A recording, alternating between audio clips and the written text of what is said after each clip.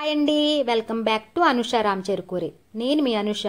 ఈరోజు నేను మీకు చూపించబోయే రెసిపీ గోంగూర మిల్ మేకర్ కర్రీ అండి. చాలా టేస్టీగా ఉంటుందండి. చాలా సింపుల్గా ప్రిపేర్ చేసుకోవచ్చు.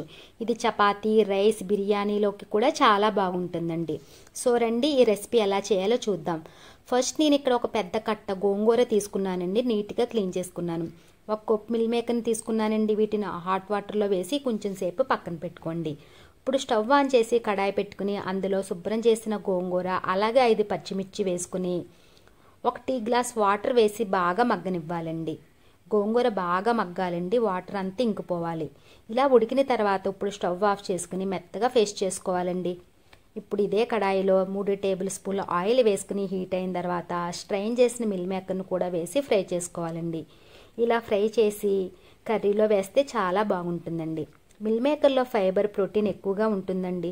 ఇలా గోల్డ్ బ్రౌన్ కలర్ వచ్చేంత వరకు ఫ్రై చేసి ఒక బౌల్లో తీసి పక్కన పెట్టుకోండి. తర్వాత ఒక ఉల్లిపాయ, ఒక పచ్చిమిర్చిని పొడవుగా కట్ చేసి వేసుకోవాలండి. తర్వాత 1 టేబుల్ స్పూన్ అల్లం వెల్లుల్లి పేస్ట్ కూడా వేసుకుని పచ్చివాసన పోయే వరకు ఫ్రై చేసుకోవాలండి. ఇలా ఫ్రై చేసుకున్న తర్వాత ఒక మీడియం సైజ్ టమాటాను ఇలాగా కట్ చేసి వేసుకోవాలండి. టమాటా వేయడం వల్ల టేస్ట్ బాగుంటుందండి. అలాగే రుచికి సరిపడా సాల్ట్ వేసుకోవాలి. తర్వాత 1/2 టీ స్పూన్ పసుపు, కరివేపాకు కూడా వేసుకుని మగ్గించుకోవాలండి.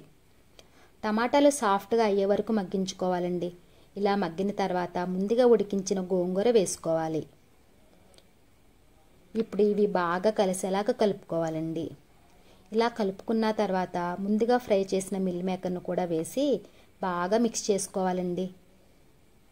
ఇలా బాగా కలుపుకున్న తర్వాత 1 టేబుల్ స్పూన్ కారం వేసుకుని ఒకసారి కలుపుకోవాలండి.